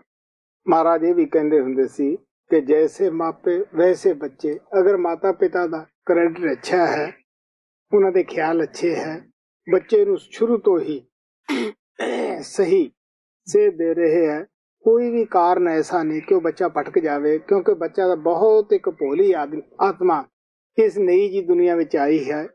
ਉਹਦਾ ਜੀਵਨ ਮਾਤਾ ਪਿਤਾ ਦੀ ਛਤਰ ਛਾਇਆ ਹੇਠ ਹੀ ਅੱਛਾ ਬਣਨਾ ਹੈ ਔਰ ਉਹਨਾਂ ਦੇ ਸੋਬਤ ਵਿੱਚ ਵੀ ਉਹ ਭਟਕੇਗਾ ਔਰ ਖਰਾਬ ਹੋਣਾ ਹੈ। ਫਿਰ ਮੇਰੀ ਜੀਵਨ ਦੇ ਨਾਲ ਐਸੀਆਂ ਬਹੁਤ ਸਾਰੀਆਂ ਘਟਨਾ ਹਨ ਜਿਹੜੀਆਂ ਦੱਸੀਏ ਤੇ ਕਈ ਗ੍ਰੰਥ ਵੀ ਬਣ ਸਕਦੇ ਹੈ। ਕਿ ਮੈਂ ਦੱਸਦਾ ਹੁੰਦਾ ਕਿ ਬਚਪਨੇ ਤੋਂ ਹੀ ਉਸ ਗੈਬੀ ਤਾਕਤ ਦੀ ਮੇਰੇ ਦਿਲ ਅੰਦਰ ਖੁਟਕਦੀ ਸੀ। ਮੈਂ ਸਮਝਿਆ ਸੀ ਮੇਰੀ ਕੋਈ ਵਸਤੂ ਗੁੰਮ ਹੈ ਜਿਹਦੀ ਸ਼ੁਰੂ ਤੋਂ ਹੀ ਮੈਨੂੰ ਤਲਾਸ਼ ਲੱਗੀ ਰਹੀ, ਲੇਕਿਨ ਘਰ ਮੈਂ ਉਸ ਵਕਤ ਹੀ ਛੱਡ ਸਕਿਆ ਜਦੋਂ ਮੈਂ ਬਿਲਕੁਲ ਜਵਾਨ ਹੋ ਗਿਆ ਸੀਗਾ। ਮੈਂ ਇਹ ਵੀ ਦੱਸਦਾ ਹੁੰਦਾ ਹੈ ਕਿ ਮੇਰੀ ਮਾਤਾ ਜਿਹੜੀ ਸੀ ਉਹ ਬੜੀ ਭਗਤੀ ਭਰੇ ਖਿਆਲਾਂ ਦੀ ਸੀ, ਨਰਮ ਖਿਆਲਾਂ ਦੀ ਸੀ। ਪਿਤਾ ਜੀ ਸਖਤ ਖਿਆਲਾਂ ਦੇ ਸਨ, ਲੇਕਿਨ ਮੇਰੇ 'ਚ ਤਾਕਤ ਨਹੀਂ ਸੀ ਕਿ ਮੈਂ ਆਪਦੇ ਮਾਤਾ ਪਿਤਾ ਦੀ ਕੋਈ ਵਿਰੋਧਤਾ ਕਰ ਸਕਦਾ। ਮੈਂ ਇਹ ਵੀ ਦੱਸਦਾ ਹੁੰਦਾ ਕਿ ਮੈਂ ਆਪਦੇ ਪਿਤਾ ਨੂੰ ਆਪਣੇ ਉੱਪਰ ਖੁਸ਼ ਵੀ ਕਰ ਲਿਆ ਸੀਗਾ। ਸੋ ਪਿਆਰੇ, ਬੱਚੇ 'ਚ ਹਿੰਮਤ ਹੀ ਨਹੀਂ ਰਹਿੰਦੀ ਕਿ ਉਹ ਮਾਤਾ ਪਿਤਾ ਦੀ ਚਾਲੀ ਨਾ ਚੱਲੇ, ਕਿਉਂਕਿ ਮੈਂ ਹਿੰਦੁਸਤਾਨ ਦੇ ਅੰਦਰ ਕਾਫੀ ਫਿਰਕਿਆਂ ਵਿੱਚ ਗਿਆ ਹੈ, ਕਾਫੀ ਮੱਠਾਂ ਵਿੱਚ ਗਿਆ ਹੈ। ਅਫਸੋਸ ਨਾ ਕਹਿਣਾ ਪਏਗਾ ਉਹਨਾਂ ਲੋਕਾਂ ਨੂੰ ਤੰਬਾਕੂ ਪੀਣ ਦੀ, ਸ਼ਰਾਬ ਪੀਣ ਦੀ ਔਰ ਹੋਰ ਵੀ ਕਈ ਕਿਸਮ ਦੇ ਜੋ ਮੇਰੇ ਦੇਖਣ ਵਿੱਚ ਆਏ, ਘਟੀਆ ਦਰਜੇ ਦੀਆਂ ਉਹਨਾਂ ਵਿੱਚ ਹਰਕਤਾਂ ਦੇਖਣ ਨੂੰ ਮਿਲੀਆਂ ਔਰ ਮੈਂ ਕਿਸੇ ਤੇ ਉਪਾਅ ਨਹੀਂ ਲਿਆਇਆ, ਲੇਕਿਨ ਮੇਰੇ ਤੇ ਮਾਤਾ ਪਿਤਾ ਦਾ ਅਸਰ ਉੱਥੇ ਵੀ ਰਿਹਾ। ਮੈਂ ਸ਼ਰਾਬ ਨੂੰ ਹੱਥ ਨਹੀਂ ਲਾਇਆ, ਮੈਂ ਤੰਬਾਕੂ ਨੂੰ ਹੱਥ ਨਹੀਂ ਲਾਇਆ ਔਰ ਮੈਂ ਕੋਈ ਹੋਰ ਬੁਰੀ ਹਰਕਤ ਦਾ ਮੇਰੇ ਉੱਤੇ ਅਸਰ ਹੀ ਨਹੀਂ ਹੋਇਆ। ਜਦ ਮੈਂ ਘਰ ਮਾਲਕ ਦੀ ਤਲਾਸ਼ ਵਿੱਚ ਖੋਜ ਵਿੱਚ ਛੱਡਿਆ ਸੀਗਾ, ਬਿਲਕੁਲ ਮੈਂ ਜਵਾਨ ਸੀਗਾ, ਜਦ ਮੈਂ ਤੁਰਨ ਲੱਗਿਆ ਮੇਰੀ ਮਾਤਾ ਨੇ ਮੈਥੋਂ 3-4 ਬਚਨ ਕਹੇ ਸਨ ਜਿਨ੍ਹਾਂ ਦੀ ਕਿ ਮੈਂ ਪਾਲਣਾ ਅੱਜ ਵੀ ਕਰ ਰਿਹਾ। ਉਹ ਬਚਨ ਇਹ ਸਨ ਕਿ ਇੱਕ ਤਾਂ ਦੇਖ ਬੇਟਾ, ਸ਼ਾਦੀ ਘਰ ਆ ਕੇ ਕਰਾ ਲੈਣੀ, ਅਗਰ ਕਰਾਉਣੀ ਹੋਵੇ ਸਾਨੂੰ ਇਹ ਬਦਨਾਮੀ ਨਾ ਖੱਟੀ ਕਿ ਉਸ ਔਰਤ ਮਗਰ ਫਿਰਦਾ ਹੈ, ਉੱਥੇ ਵਿਚਾਰ ਕਰਦਾ ਹੈ। ਇੱਕ ਇਹ ਵੀ ਬਚਨ ਸੀ ਕਿ ਬੇਟਾ ਆਪਣਾ ਹੰਡਾਉਣਾ ਹੈ, ਕਿਸੇ ਦਾ ਕੱਪੜਾ ਨਹੀਂ ਪਾਉਣਾਗਾ, ਅਗਰ ਕੋਈ ਲਿਆ ਕੇ ਦਿੰਦਾ ਹੈ ਉਹਨੂੰ ਉਤਨਾ ਮੁੱਲ ਜ਼ਰੂਰ ਚੁਕਾ ਦੇਣਾ ਹੈ ਔਰ ਫੇਰ ਹੀ ਉਹ ਗੱਲ ਚ ਪਾਉਣਾ ਹੈ। ਸਾਡੇ ਹਿੰਦੁਸਤਾਨ ਦੇ ਵਿੱਚ ਜ਼ਿਮੀਂਦਾਰਾਂ ਦੇ ਅੰਦਰ ਇਹ ਬਹੁਤ ਵੱਡੀ ਕਮੀ ਪਾਈ ਜਾਂਦੀ ਹੈ ਕਿ ਅਗਰ ਕਿਸੇ ਦਾ ਰਸਤੇ ਦੇ ਉੱਪਰ, ਸੜਕ ਦੇ ਉੱਪਰ ਖੇਤ ਲੱਗਦਾ ਹੋਵੇ, ਉਹ ਉਸ ਨੂੰ ਬਹੁਤ ਤੰਗ ਕਰਦਾ ਹੈ। ਮੇਰਾ ਪਿਤਾ ਕਹਿਣ ਲੱਗਾ, ਦੇਖ ਬਈ, ਅਗਰ ਤੁਹਾਡਾ ਖੇਤ ਕਿਸੇ ਵੀ ਵਕਤ ਕਿਸੇ ਰਸਤੇ ਨਾਲ ਲੱਗਦਾ ਹੋਵੇ, ਜੋ ਸਰਕਾਰੀ ਰਸਤਾ ਛੱਡਿਆ ਹੈ ਉਸ ਤੋਂ ਵੱਧ ਆਪਦਾ ਰਸਤਾ ਛੱਡਣਾ ਹੈ ਤਾਂ ਕਿ ਲੰਘਣ ਵਾਲਿਆਂ ਨੂੰ ਕੋਈ ਤਕਲੀਫ ਨਾ ਹੋਵੇ। ਮੈਂ ਇਸ ਬਚਨ ਦੀ ਵੀ ਬਿਲਕੁਲ ਪੂਰੀ ਪਾਲਣਾ ਕਰ ਰਿਹਾ ਹਾਂ। ਇਹ ਮੇਰੀ ਤਾਕਤ ਨਹੀਂ ਸੀ ਕਿ ਮੈਂ ਇੰਨਾ ਕੁਝ ਸਿੱਖ ਲੈਂਦਾ ਜਾਂ ਇੰਨਾ ਕੁਝ ਕਰ ਲੈਂਦਾ। ਇਹ ਉਹਨਾਂ ਬਜ਼ੁਰਗਾਂ ਦੀ ਹੀ ਦਇਆ ਸੀ, ਮਿਹਰ ਸੀ ਕਿ ਉਹਨਾਂ ਦਾ ਹੀ ਰੰਗ ਮੈਨੂੰ ਚੜ੍ਹਿਆ ਹੋਇਆ ਸੀਗਾ ਜਿਹੜਾ ਕਿ ਬਾਹਰ ਆ ਕੇ ਨਹੀਂ ਲੱਥਾ। ਪਿਆਰਿਓ, ਮੈਂ ਉਦਾਸੀਆਂ ਦੇ ਅੰਦਰ ਗਿਆ ਜਿਨ੍ਹਾਂ ਦੇ ਅੰਦਰ ਤੰਬਾਕੂ ਪੀਣ ਦੀ ਵੱਧ ਤੋਂ ਵੱਧ ਆਦਤ ਹੈ, ਸ਼ਰਾਬ ਪੀਣ ਦੀ ਵੀ ਹੈ। ਮੈਨੂੰ ਕਾਫੀ ਮੌਕਾ ਉਹਨਾਂ ਦੇ ਨਾਲ ਵਿਚਰਨ ਦਾ ਮਿਲਿਆ, ਕਿਉਂਕਿ ਮੈਂ ਸੋਚਦਾ ਸਾਂ ਕਿ ਜੋ ਮਾਲਾ ਪਾ ਲੈਂਦੇ ਹੈ, ਕੱਪੜੇ ਪਗਵੇਂ ਰੰਗ ਲੈਂਦੇ ਹੈ, ਉਹਨਾਂ ਨੂੰ ਜ਼ਰੂਰ ਹੀ ਭਗਵਾਨ ਮਿਲਿਆ ਹੋਏਗਾ, ਉਹ ਭਗਵਾਨ ਰੂਪ ਹੀ ਹੈ। ਮੈਂ ਇਹਨਾਂ ਲੋਕਾਂ ਦੀ ਬੜੀ ਕਦਰ ਕਰਦਾ ਸਾਂ। ਜਿੱਥੇ ਵੀ ਭਗਵੇਂ ਕੱਪੜਿਆਂ ਵਾਲਾ ਦੇਖਣਾ ਮੈਂ ਜ਼ਰੂਰ ਨਮਸਕਾਰ ਕਰਦਾ ਸਾਂ। ਜਦੋਂ ਉਹਨਾਂ ਦੇ ਵਿੱਚ ਮੈਨੂੰ ਜਾਣ ਦਾ ਮੌਕਾ ਮਿਲਿਆ, ਇਹ ਹਰਕਤਾਂ ਦੇਖੀਆਂ, ਮੈਨੂੰ ਕਈ ਬਾਵਿਆਂ ਨੇ ਧਮਕਾਇਆ ਵੀ ਕਿ ਅਸੀਂ ਚੇਲਾ ਤਾਂ ਹੀ ਕਰਾਂਗੇ ਜੇ ਇਹ ਚੀਜ਼ਾਂ ਵਰਤੇਗਾ ਔਰ ਸਾਨੂੰ ਖੁਦ ਵੀ ਵਰਤਣ ਨੂੰ ਦੇਵੇਗਾ ਔਰ ਸਾਡੇ ਸਾਥ ਵੀ ਵਰਤੇਗਾ। ਮੈਂ ਕਿਹਾ ਜੀ ਅਗਰ ਜੀ ਇੰਨਾ ਹੀ ਕੁਝ ਤੁਹਾਡੇ ਕੋਲੇ ਹੈ, ਤੰਬਾਕੂ ਪੀਣਾ ਦੱਸਣਾ ਹੀ, ਸ਼ਰਾਬ ਪੀਣੀ ਦੱਸਣੀ ਹੀ, ਤਾਂ ਮੈਨੂੰ ਇਹੋ ਜਿਹੇ ਗੁਰੂ ਧਾਰਨ ਦੀ ਕੋਈ ਲੋੜ ਨਹੀਂ ਗੀ। ਪਿਆਰਿਓ, ਮੈਂ ਇਹ ਮਾਤਾ ਪਿਤਾ ਦਾ ਅਸਰ ਸੀ ਕਿ ਜਿਹੜਾ ਮੈਂ ਉਹਨਾਂ ਦੀ ਪ੍ਰਤਿਗਿਆ ਭੰਨ ਨਹੀਂ ਸਕਿਆ। ਮੈਨੂੰ ਪਤਾ ਸੀ ਕਿ ਉਹ ਬਜ਼ੁਰਗਾਂ ਨੇ ਕਿੰਨੀ ਆਪਦੇ ਘਰ ਦੀ ਸੁਚਮ ਰੱਖੀ ਸੀ। ਪਿਆਰਿਓ, ਕਿਸੇ ਦਾ ਬੱਚਾ ਭਟਕਦਾ ਹੈ, ਉਹ ਦੇ ਵਿੱਚ ਬਿਲਕੁਲ ਹੀ ਮਾਤਾ ਪਿਤਾ ਦੀ ਉਹਦੇ ਵਿੱਚ ਹੱਥ ਹੁੰਦਾ ਹੈ, ਉਸ ਦੀ ਜ਼ਿੰਦਗੀ ਨੂੰ ਖੁਸ਼ ਕਰਨਾ। ਕਿਉਂਕਿ ਮੈਨੂੰ ਅਨੇਕਾਂ ਲੜਕੀਆਂ ਮਿਲਦੀਆਂ ਹਨ, ਲੜਕੇ ਮਿਲਦੇ ਹੈ ਇੰਟਰਵਿਊ ਦੇ ਵਿੱਚ, ਔਰ ਕਈ ਸਿਆਣੇ ਵੀ ਮਿਲਦੇ ਹੈ ਜਿਹੜੇ ਕਹਿੰਦੇ ਹੈ ਕਿ ਸਾਡੇ ਮਾਤਾ ਪਿਤਾ ਨੇ ਜੋ ਸਾਡੇ ਨਾਲ ਬੁਰੀਆਂ ਹਰਕਤਾਂ ਕੀਤੀਆਂ, ਅਸੀਂ ਉਹਨੂੰ ਭੁਲਾ ਨਹੀਂ ਸਕੇ, ਅਸੀਂ ਭੁਲਾਉਣ ਵਾਸਤੇ ਬੜਾ ਹੀ ਕੋਸ਼ਿਸ਼ ਕੀਤੀ ਹੈ।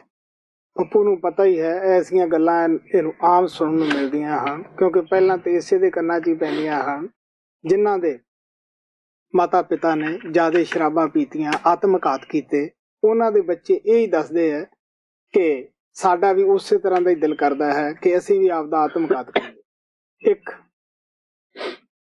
ਊਠਣੀ ਦੀ ਕਹਾਣੀ ਮਹਾਰਾਜ ਸਾਵਣ ਸਿੰਘ ਸੁਣਾਉਂਦੇ ਹੁੰਦੇ ਸੀ ਇਸ ਪ੍ਰਥਾਏ ਵੀ ਕਿਸ ਤਰ੍ਹਾਂ ਉਹਦੀ ਮਾਤਾ ਨੂੰ ਆਦਤ ਸੀਗੀ ਪਾਣੀ ਦੇ ਵਿੱਚ ਲੇਟਣ ਦੀ, ਔਰ ਉਹਦੇ ਅੰਦਰ ਵੀ ਉਹੀ ਹਰਕਤਾਂ ਸਨ। ਸਾਡੇ ਕਾਫੀ ਸਾਰੀਆਂ ਗਊਆਂ ਰੱਖੀਆਂ ਹਨ। ਬੜੀ ਇੱਕ ਮਜ਼ੇ ਦੀ ਬਾਤ ਹੈ, ਜੋ ਹਰਕਤਾਂ ਉਸ ਗਊ ਵੱਛੇ ਦੇ ਮਾਤਾ ਵਿੱਚ ਹੁੰਦੀਆਂ ਹਨ, ਉਹ ਉਹਦੇ ਬੱਚੇ ਵਿੱਚ ਵੀ ਹੋਣਗੇ। ਜਿਹੜੀ ਗਊ ਜ਼ਿਆਦਾ ਦੁੱਧ ਦੇਊਗੀ, ਉਹਦਾ ਬੱਚਾ ਵੀ ਜ਼ਿਆਦਾ ਦੁੱਧ ਦਿੰਦਾ ਹੈ, ਔਰ ਉਹ ਜੇ ਅਗਰ ਉਹ ਟੱਪਦੀ ਹੈ, ਪੂਰੀਆਂ ਹਰਕਤਾਂ ਕਰਦੀ ਹੈ, ਉਹਦੇ ਬੱਚੇ ਅੰਦਰ ਵੀ ਉਹ ਹਰਕਤਾਂ ਹੁੰਦੀਆਂ ਹਨ। ਆਮ ਲੋਕਾਂ ਨੂੰ ਮੇਰੀਆਂ ਗਊਆਂ ਮਹਿੰਗੀਆਂ ਵਿਕਦੀਆਂ ਹਨ, ਔਰ ਮੈਨੂੰ ਕਿਸੇ ਨੂੰ ਕਹਿਣ ਦੀ ਜ਼ਰੂਰਤ ਨਹੀਂ।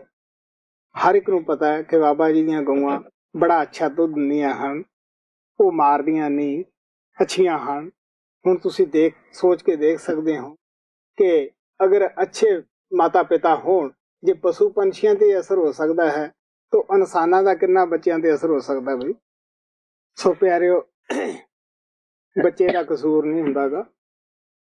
ਬੱਚੇ ਦੀ ਜੇ ਪਹਿਲਾਂ ਜ਼ਿੰਦਗੀ ਬਣਾਈ ਹੋਵੇ, ਉਹ 15 ਸਾਲ ਦਾ ਹੋ ਕੇ ਮਾਤਾ ਪਿਤਾ ਦਾ ਵਿਰੋਧ ਨਹੀਂ ਕਰੇਗਾ।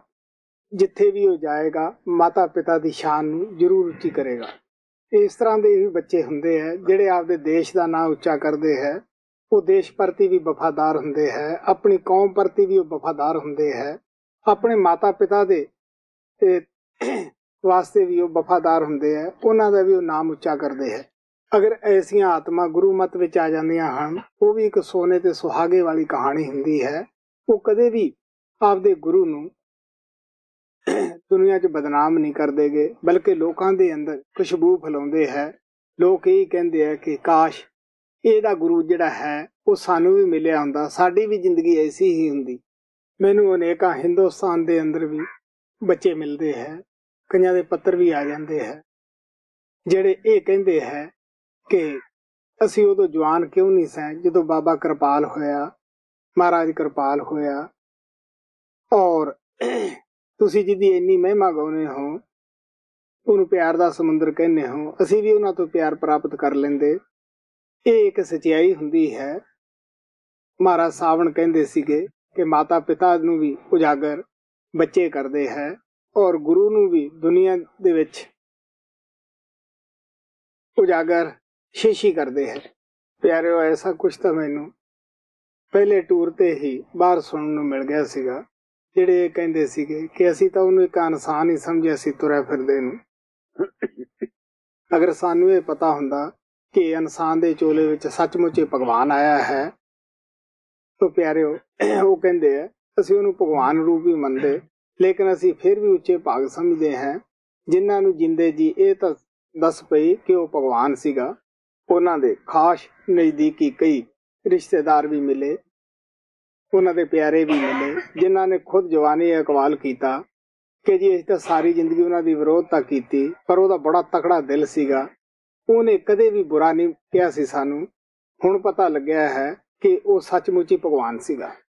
ਸੋ ਸਾਨੂੰ ਕਦੇ ਵੀ ਇਹ ਸੁਣਨ ਨੂੰ ਨਹੀਂ ਮਿਲੇਗਾ ਕਿ ਬੱਚਾ ਸਾਡੀ ਵਿਰੋਧਤਾ ਕਰਦਾ ਹੈ। ਮੈਂ ਇਹੀ ਆਸ਼ਾ ਕਰਦਾ ਹਾਂ ਕਿ ਮਾਤਾ ਪਿਤਾ ਆਪਦੀ ਜ਼ਿੰਮੇਵਾਰੀਆਂ ਤੋਂ ਕੰਮ ਲੈਣ, ਬੱਚਿਆਂ ਨੂੰ ਸਹੀ ਬਚਪਨ ਤੋਂ ਹੀ ਅੱਛੀ ਸੇਧ ਦੇਣ, ਸਤਸੰਗ ਦੀ, ਨਾਮ ਦੀ, ਅੱਛੀ ਜ਼ਿੰਦਗੀ ਬਣਾਉਣ ਦੀ ਔਰ ਅੱਛੀ ਪੜ੍ਹਾਈ ਕਰਨ ਦੀ ਦੇਣ ਕਿ ਜਿਹਦੇ ਨਾਲ ਉਹ ਬੜੇ ਹੋ ਕੇ ਮਾਤਾ ਪਿਤਾ ਨੂੰ ਵੀ ਸੁੱਖ ਦੇਣ।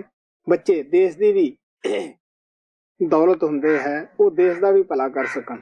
ਤੁਹਾਡੇ ਪੱਛਮ ਚੋਂ ਹੀ ਬਹੁਤ ਸਾਰੇ ਬੱਚੇ ਜਵਾਨ ਹੋ ਕੇ ਕਾਲਜਾਂ ਵਿੱਚ ਗਏ ਹੈ, ਹੋਰ ਵੀ ਦੂਰ ਦਰੇਡੇ ਮਾਤਾ ਪਿਤਾ ਤੋਂ ਰਹੇ ਹੈ। ਕਈ ਬੱਚੇ ਇੱਥੇ ਹਿੰਦੁਸਤਾਨ 'ਚ ਵੀ ਪੜ੍ਹਾਈ ਕਰਨ ਵਾਸਤੇ ਆਏ ਹੈ। ਉਹ ਜਿੱਥੇ ਵੀ ਜਾਂਦੇ ਆ ਸਤਸੰਗ ਭਾਲਦੇ ਹੈ, ਆਪਦਾ ਭਜਨ ਸਿਮਰਨ ਵੀ ਜਾਰੀ ਰੱਖਦੇ ਹੈ। ਉਹਨਾਂ ਨੇ ਆਪਣੇ ਖਿਆਲ ਨੂੰ ਭਟਕਣ ਨਹੀਂ ਦਿੱਤਾ ਗਾ। ਐਸੇ ਬੱਚਿਆਂ ਨੂੰ ਮੈਨੂੰ ਮਿਲਣ ਦਾ ਮੌਕਾ ਮਿਲਿਆ ਹੈ। ਹਾਲਾਂਕਿ ਪਹਿਲੇ ਟੂਰ ਤੇ ਉਹ ਬਿਲਕੁਲ ਹੀ ਛੋਟੇ ਹੁੰਦੇ ਸੀਗੇ, ਹੁਣ ਉਹ ਤਕਰੀਬਨ 20-20, 21 ਸਾਲ ਦੇ ਹੋਏ ਆ, ਗੱਭਰੂ ਹੋਏ ਆ। ਤੁਸੀਂ ਦੇਖ ਲਓ, ਉਹ ਉਸ ਵਕਤ ਉਹਨਾਂ ਦੇ ਮਾਤਾ ਪਿਤਾ ਮੈਨੂੰ ਮਿਲਾਉਣ ਲਿਆਉਂਦੇ ਹੁੰਦੇ ਸੀ, ਸਤਸੰਗ ਵਿੱਚ ਲਿਆਉਂਦੇ ਹੁੰਦੇ ਸੀਗੇ। ਉਹਨਾਂ ਨੂੰ ਬੈਠਣਾ ਦੱਸਦੇ ਸੀ, ਇਸ ਤਰ੍ਹਾਂ ਕੇ ਹੱਥ ਜੋੜ ਕੇ ਬੈਠੋ, ਲੇਕਿਨ ਉਹਦਾ ਅਸਰ ਖੁਦ ਸੋਚ ਕੇ ਦੇਖ ਲਓ ਕਿ ਬੱਚਿਆਂ ਤੇ ਕਿੰਨਾ ਅੱਛਾ ਪਿਆ ਹੈ। ਅਫਸੋਸ ਨਾ ਕਹਿਣਾ ਪੈਂਦਾ ਹੈ ਕਿਉਂਕਿ ਮੈਨੂੰ ਬਜ਼ੁਰਗ ਵੀ ਕਾਫੀ ਸਾਰੇ ਮਿਲਦੇ ਰਹਿੰਦੇ ਹੈ, ਹਿੰਦੁਸਤਾਨੀ ਵੀ, ਪੱਛਮ ਦੇ ਵੀ। ਉਹ ਆਪ ਕੋਈ ਵੀ ਹਰਕਤ ਛੱਡਣ ਵਾਸਤੇ ਤਿਆਰ ਨਹੀਂ, ਲੇਕਿਨ ਉਹ ਇਹ ਚਾਹੁੰਦੇ ਆ ਘਰ ਵਿੱਚ ਕਿ ਬੱਚੇ ਠੀਕ ਹੋਣ, ਬੱਚੇ ਸਾਡਾ ਆਦਰ ਕਰਨ। ਸੰਤ ਮਤ ਦਾ ਇਹ ਅਸੂਲ ਹੈ ਕਿ ਪਹਿਲਾਂ ਆਪਣੇ ਆਪ ਨੂੰ ਸੁਧਾਰੋ, ਫੇਰ ਹੀ ਅਸੀਂ ਦੂਸਰੇ ਦਾ ਭਲਾ ਕਰ ਸਕਦੇ ਹਾਂ।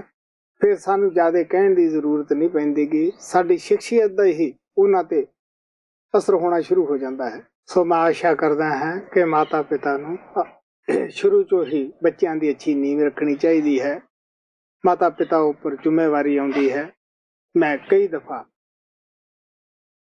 ਸ਼ੇਖ ਫਰੀਦ ਦੀ ਕਹਾਣੀ ਦੱਸਦਾ ਹੁੰਦਾ ਹੈ ਕਿ ਕਿਸ ਤਰ੍ਹਾਂ ਉਹਦੀ ਮਾਤਾ ਦਾ ਉਸ ਤੇ ਕਿੰਨਾ ਅੱਛਾ ਅਸਰ ਹੋਇਆ ਸੀਗਾ। ਆਖਰ ਉਹ ਪਰਮਾਤਮਾ ਨੂੰ ਮਿਲਿਆ, ਪਰਮਾਤਮਾ ਰੂਪ ਹੋਇਆ। ਤੇ ਕਈ ਲਿਆ ਰੱਤਾ ਦੀ ਹਟਿਆ ਹਾਂ ਭਾਈ, ਇਸ ਦੇ ਮੁਤਲਕ ਕਹਿਣ ਨੂੰ ਬਹੁਤ ਕੁਛ ਹੈ, ਜਿੰਨਾ ਵੀ ਕਹਿ ਦਈਏ ਉਤਨਾ ਵੀ ਥੋੜਾ ਹੋ ਸਕਦਾ ਹੈ। ਮੈਂ ਇਹੀ ਕਹੂੰਗਾ ਕਿ ਬੱਚਿਆਂ ਦੀ ਤਰਫ ਸਾਨੂੰ ਪ੍ਰੇਮ ਪਿਆਰ ਨਾਲ ਉਦਾਹਰਨਾਂ ਬਣ ਕੇ ਪੇਸ਼ ਆਉਣਾ ਚਾਹੀਦਾ ਹੈ। ਭਜਨ ਬੋਲਣਾ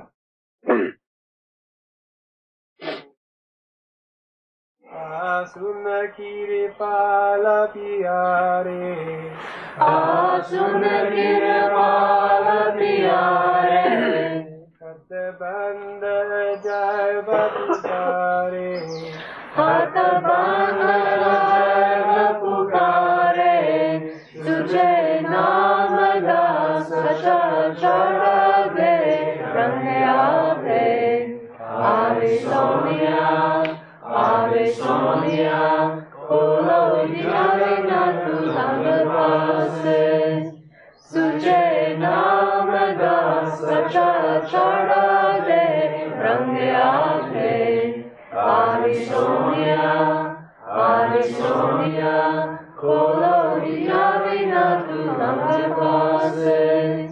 ਬਹੁਤ ਕਬੀਰ ਸਾਹਿਬ ਨੇ ਕਿਹਾ ਸੀਗਾ ਕਿ ਜਨਨੀ ਜਨੇ ਤਾਂ ਭਗਤ ਜਨ, ਜਾਂ ਦਾਤਾ ਜਾਂ ਸੂਰ, ਨਹੀਂ ਤਾਂ ਜਨਨੀ ਵਾਂਝ ਰਹੇ ਤੇ ਕਾਹੇ ਗਵਾਏ ਨੂਰ। ਸਾਨੂੰ ਬੱਚੇ ਦੇ ਅੰਦਰ ਇਸ ਤਰ੍ਹਾਂ ਦੀਆਂ ਖੂਬੀਆਂ, ਜੈਸੇ ਕਿ ਕਬੀਰ ਸਾਹਿਬ ਕਹਿੰਦੇ ਹੈ, ਭਰਨੀਆਂ ਚਾਹੀਦੀਆਂ ਹੈ। ਨਹੀਂ ਤਾਂ ਕੋਈ ਫਾਇਦਾ ਨਹੀਂਗਾ ਬੱਚਾ ਪੈਦਾ ਕਰਨ ਦਾ। ਬੱਚਾ ਪੈਦਾ ਕਰਨ ਤੋਂ ਪਹਿਲਾਂ ਸਾਨੂੰ ਸੋਚਣਾ ਪਏਗਾ ਕਿ ਅਸੀਂ ਆਪਦੀ ਜ਼ਿੰਮੇਵਾਰੀ ਨਿਭਾਵਾਂਗੇ। ਬੱਚਾ ਪੈਦਾ ਕਰਨਾ ਕੋਈ ਗੁਨਾਹ ਨਹੀਂ ਹੁੰਦਾਗਾ, ਕਿਉਂਕਿ ਜਦੋਂ ਸ਼ਾਦੀशुदा ਜੀਵਨ ਹੈ ਤਾਂ ਇਸ ਨੂੰ ਕਿਸੇ ਵੀ ਮਹਾਤਮਾ ਨੇ ਗੁਨਾਹ ਨਹੀਂ ਕਿਹਾਗਾ। ਲੇਕਿਨ ਸਵਾਲ ਉਹਦੇ ਪਾਲਣ ਪੋਸ਼ਣ ਦਾ ਹੈ, ਉਹ ਜ਼ਿੰਮੇਵਾਰੀ ਸਾਡੇ ਤੇ ਆਉਂਦੀ ਹੈ। ਗੁਰੂ ਰਾਮਦਾਸ ਜੀ ਕਹਿੰਦੇ ਆ, ਜਿਨ ਹਰ ਹਿਰਦੇ ਨਾਮ ਨਾ ਵਸਿਓ ਤਨ ਮਾਤ ਕੀ ਜੈ ਹਰ ਵਾਂਝਾ। ਨਾਮ ਦੀ ਤਰਫ ਅੱਛਾ ਹੀ ਬੱਚਾ ਆਏਗਾ, ਅੱਛੀਆਂ ਹੀ ਆਤਮਾ ਆਉਣਗੀਆਂ। ਮਾਤਾ ਪਿਤਾ ਅਗਰ ਨਾਮ ਦੀ ਤਰਫ ਲੱਗੇ ਹੈ, ਬੱਚੇ ਵੀ ਉਸੇ ਪਾਸੇ ਜਾਣਗੇ। ਤਾਂ ਗੁਰੂ ਰਾਮਦਾਸ ਜੀ ਕਹਿੰਦੇ ਹੈ ਕਿ ਐਸੀ ਮਾਂ ਜਿਹਦਾ ਬੱਚਾ ਅੱਛਾ ਨੀਗਾ, ਭਗਤੀ ਨਹੀਂ ਕਰ ਰਿਹਾ, ਨਾਮ ਦੀ ਤਰਫ ਨਹੀਂ ਆ ਰਿਹਾ, ਕਹਿਣ ਲੱਗੇ ਉਹ ਮਾਤਾ ਵਾਂਝ ਕਿਉਂ ਨਾ ਬੈਠੀ ਰਹੇ। ਮਹਾਰਾਜ ਜੀ ਕਹਿੰਦੇ ਹੁੰਦੇ ਸੀਗੇ ਕਿ ਸੰਤ ਮਤ ਕੈਰਾਂ ਦਾ ਨਹੀਂ, ਬੁਝਦਲਾਂ ਦਾ ਨਹੀਂ, ਤੇ ਸੂਰਮਿਆਂ ਬਹਾਦਰਾਂ ਦਾ ਹੈ। ਆਪਣੇ ਆਪ ਨੂੰ ਸੁਧਾਰਨ ਦਾ ਮਤ ਹੈ। ਅਸੀਂ ਸਭ ਜਾਣਦੇ ਹਾਂ ਕਿ ਸੂਰਮਾ ਆਦਮੀ ਹੀ ਮੈਦਾਨੇ ਜੰਗ ਨੂੰ ਜਿੱਤਦਾ ਹੈ। ਕਹਿਰ ਦੀ ਕਦੇ ਜਿੱਤ ਨਹੀਂ ਹੁੰਦੀ। ਕਿ ਸੰਤ ਮਤ ਸਾਨੂੰ ਸਾਡੀਆਂ ਜ਼ਿੰਮੇਵਾਰੀਆਂ ਤੋਂ ਲਾਂਭੇ ਨਹੀਂ ਜਾਣ ਦਿੰਦੇ ਗੇ। ਉਹ ਕਹਿੰਦੇ ਕਿ ਜ਼ਿੰਮੇਵਾਰੀਆਂ ਜੋ ਵੀ ਸਾਨੂੰ ਪ੍ਰਭੂ ਦੀ ਤਰਫੋਂ ਮਿਲੀਆਂ ਹਨ, ਉਹਨਾਂ ਨੂੰ ਨਿਭਾਉਣਾ ਸਾਡਾ ਪਹਿਲਾ ਫਰਜ਼ ਹੈ। ਸੂਰਮੇ ਹੀ ਇਸ ਮੈਦਾਨ ਦੇ ਵਿੱਚ ਜਿੱਤਦੇ ਹੈ। ਤੁਹਾਨੂੰ ਪਤਾ ਹੀ ਹੈ ਕਿ ਕਿਸ ਤਰ੍ਹਾਂ 5 ਡਾਕੂ 5 ਚੋਰ ਸਾਡੇ ਸਰੀਰ ਦੇ ਅੰਦਰ ਇਸ ਮੈਦਾਨੇ ਜੰਗ ਦੇ ਵਿੱਚ ਕਾਲ ਦੇ ਨਤਾਰੇ ਹੋਏ ਹੈ, ਖੜੇ ਕੀਤੇ ਹੋਏ ਹੈ। ਪਿਆਰਿਓ, ਕੋਈ ਸੂਰਮਾ ਹੀ ਆਦਮੀ ਇਹਨਾਂ ਦੇ ਨਾਲ ਸੰਘਰਸ਼ ਕਰੇਗਾ ਔਰ ਸੂਰਮਾ ਹੀ ਜਿੱਤੇਗਾ। ਆਪ ਪਿਆਰ ਨਾਲ ਕਹਿੰਦੇ ਹੈ ਕਿ ਸਤਿਗੁਰਾਂ ਨੇ ਸਾਨੂੰ ਸ਼ਬਦ ਧੁਨ ਦੇ ਨਾਲ ਲੈਸ ਕੀਤਾ ਹੈ। ਉਹਦਾ ਪਿੱਠ ਤੇ ਦਇਆ ਭਰਿਆ ਮਿਹਰ ਭਰਿਆ ਹੱਥ ਸਦਾ ਹੀ ਸੇਵਕ ਦੇ ਸਿਰ ਦੇ ਉੱਤੇ ਹੁੰਦਾ ਹੈ। ਉਹ ਇਹਨਾਂ ਨਾਲ ਜੰਗ ਕਰਨ ਵਾਸਤੇ ਹੀ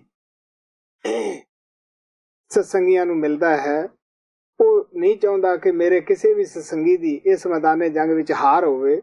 ਉਹ ਚਾਹੁੰਦਾ ਹੈ ਕਿ ਇਹ ਬਹਾਦਰ ਬਣ, ਸੂਰਮੇ ਬਣ। ਸੋ ਪਿਆਰਿਓ, ਅਗਰ ਅਸੀਂ ਬਹਾਦਰ ਬਣਾਂਗੇ, ਸੂਰਮੇ ਬਣਾਂਗੇ, ਇਹਨਾਂ 5 ਡਾਕੂਆਂ ਦੇ ਅੱਗੇ ਕਦੇ ਵੀ ਹਾਰ ਨਹੀਂ ਮੰਨਾਂਗੇ, ਹਥਿਆਰ ਨਹੀਂ ਸਿੱਟਾਂਗੇ, ਬਲਕਿ ਮਜ਼ਬੂਤ ਹੋ ਕੇ ਗੁਰੂ ਦੀ ਦਇਆ ਲੈ ਕੇ, ਗੁਰੂ ਦੀ ਮਿਹਰ ਲੈ ਕੇ ਖੜਾਂਗੇ।